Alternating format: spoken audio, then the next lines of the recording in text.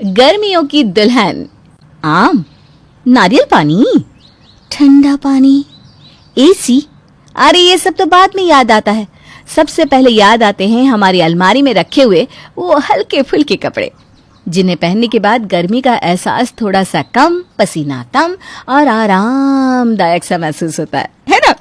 आपको भी याद आ गए ना आपके वो हल्के फुल्के से कपड़े। लेकिन हमारी पिंकी को ये सब कहाँ सूझने वाला था। वो तो ले रही थी जैकेट और ठंडी में पहनने वाले कपड़े। अरे माँ, मैं हनीमून के लिए मनाली जा रही हूँ। आपको पता है ना वहाँ कितनी ठंड होती है। हाँ हाँ, मुझे पता है, वहाँ बहुत ठंड होती है बेटा। तूने सारे कपड़े अच्छे से बैग में डाल लिए हैं ना? हाँ माँ, मैंने सब कुछ रख लिया है। हम लोग 10 दिन रहने वाले हैं वहाँ। कितना मजा आएगा ना। सही है। दिल्ली की गर्मी से तो शिमला में तुम दोनों को मज़ा ही आएगा। अच्छा, तूने बाकी कपड़े भी रख लिए ना? हाँ मम्मी, मैंने शिमला जाने वाली बैग अलग से बनाई है और घर में पहनने वाले कपड़े अलग से वाले हैं। नई दुल्हन है ना, अच्छे अच्छे सूट डालना, समझी? क्योंकि शादी के बाद सबकी नज़र नई दुल्हन पर ही रहती है। हाँ माँ, मैंने सारे अच्छे अच्छे सूट्स ही डाले। आप देखना, जब मैं पहनूंगी ना तो सब लोग देखते ही रह जाएंगे। हाँ, और सारे गहने भी अच्छे से पहनना। हाँ बेटा। हाँ माँ, मुझे पता है। तुम ना ज्यादा चिंता मत करो, मैं ऐसे तैयार होंगी कि सबसे अच्छी मैं ही दिखूंगी। चल, अब तू बाकी की पैकिंग कर ले, मैं आती हूँ शादी के बाकी काम देखकर। ठीक है माँ। अनुज को फोन कर लेती हूँ, पूछती हूँ सारी पैकिंग हो गई कि नहीं। हेलो, मैं अभी तुम्हें ही याद कर रहा था। क्यों? अरे माँ ने तुम्हारे लिए कुछ कपड़े और साड़ियाँ ली है, तो बस यही सोच रहा था कि तुम उन कपड़ों में कैसी लगोगी। अरे वाह, तुम देखना, शादी के बाद मैं ऐसे तैयार होंगी कि तुम देखते ही रह जाओगे। रोज अलग अलग कपड़े, रोज अलग ढंग से तैयार होंगी मैं तुम्हारे लिए। वो कहते हैं ना, शादी का लड्डू खाने में तो बहुत मीठा होता है, लेकिन जब उसे खा लेते हैं तो उसे पचाने में बहुत तकलीफ होती है। हमारी पिंकी के साथ भी कुछ ऐसा ही हो रहा था। अरे वाह वाह, चलो आ गए तुम दोनों घूम के। मजा आ गया होगा शिमला में तुम दोनों को। मज़ा तो बहुत आया माँ। वहाँ इतनी ठंडी ठंडी बर्फ थी कि पूछो ही मत। यहाँ आकर तो ऐसा लग रहा है जैसे ओले गिर रहे हो। हाँ, यहाँ तो सच में बहुत ही गर्मी है। अरे अब क्या कर सकते हैं, घर तो वापस आना ही था एक ना एक दिन। चलो तुम दोनों अभी जाकर फ्रेश हो जाओ, फिर बहू तुम रसोई में कुछ मीठा बनाकर सबके लिए खाना बना देना, ठीक है? जी ठीक है मम्मी जी। आ जाओ, हम ऊपर कमरे में चलते हैं। हाँ चलिए। दिल्ली की गर्मी तो देखो, मुझसे तो सहन ही नहीं हो रही। तुम एक काम करो, नहा लो और तैयार हो जाओ। आज मोहल्ले की औरतें भी आने वाली है शायद तुम्हें देखने के लिए। अच्छा, फिर तो कुछ अच्छा सा पहनना पड़ेगा। क्या हुआ, तुमने कुछ कहा क्या? नहीं नहीं, मैं नहाकर तैयार होकर आती हूँ। तुम्हारे लिए कपड़े निकाल दूँ? मेरे लिए तुम ट्रैक और टी शर्ट ही निकाल दो।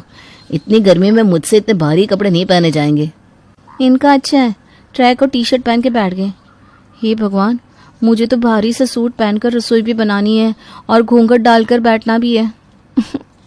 आज तो बचा लेना राम जी। दिल्ली की गर्मी में जहाँ धूप में पापड़ रखो तो सिक जाते हैं, वहीं पिंकी ने आज भारी सा सूट पहना हुआ था, जिस पर उसने सारे भारी गहने भी पहन रखे थे। अरे वाह बहू, आज तो तू बड़ी ही सुंदर लग रही है। अच्छा किया ये सब पहन लिया। आज मोहल्ले की औरतें भी आने वाली है तुम्हें देखने के लिए।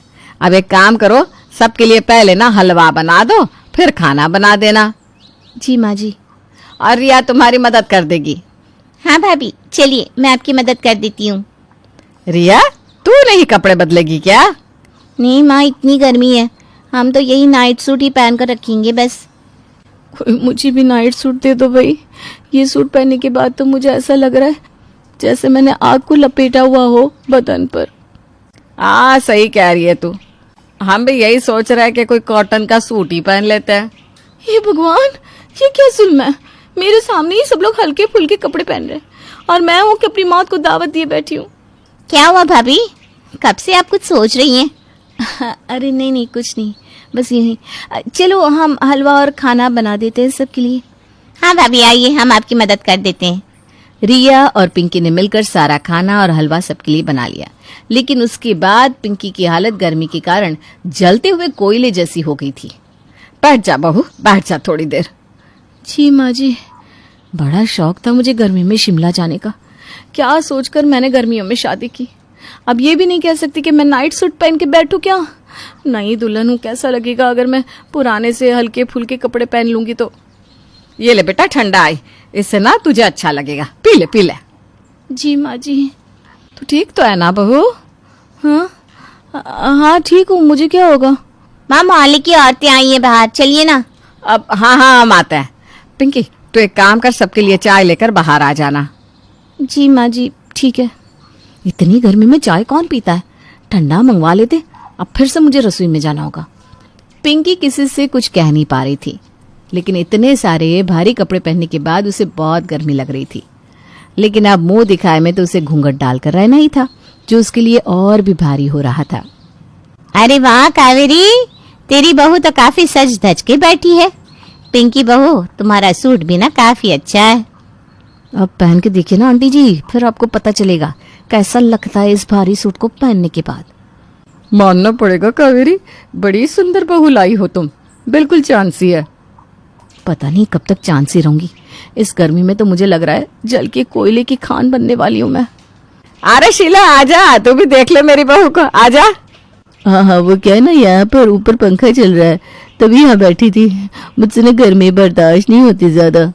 हाँ सही कहा, दिल्ली की गर्मी है अभी तो ऐसी ना। आप सबने तो फिर भी हल्के फुल्के कपड़े पहने हुए, कोई मेरे बारे में भी सोच लेता थोड़ा सा। कब ये औरतें जाएंगी, कब मैं अपने कमरे में जाकर नाइट सूट पहनूंगी। कुछ देर पिंकी और कावेरी से बात करने के बाद सारी औरतें जाने लगती है, लेकिन अब पिंकी से ये गर्मी और सहन नहीं हो रही थी। उन औरतों ने पैर घर के बाहर रखा ही था कि पिंकी ने भागना शुरू कर दिया।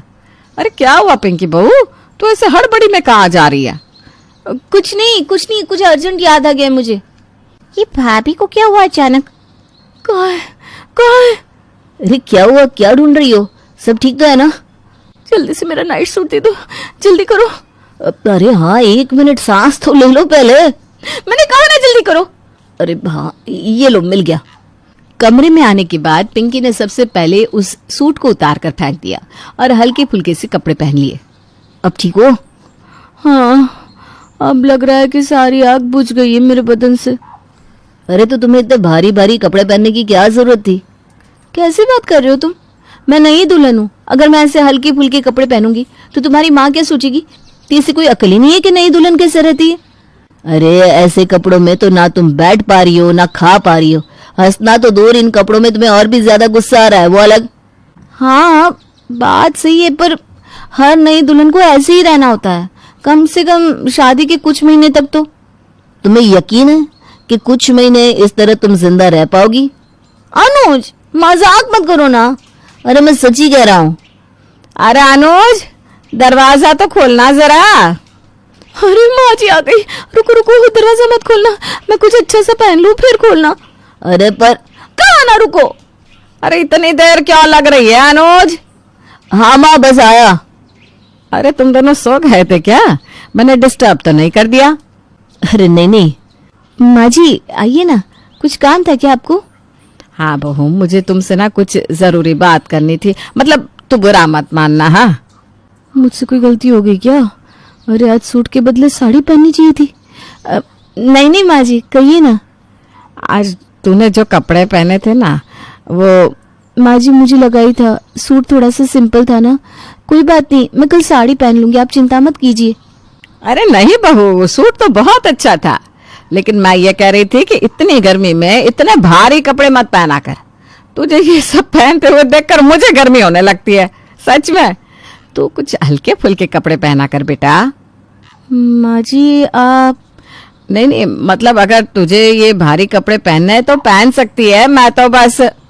और पिंकी सास के गले लग जाती है। अरे इसे क्या हो गया अब? माँ जी आप देवी हैं, देवी सच में वरदान बनकर आई हैं। हाँ आपके चरण कहाँ है माँ जी?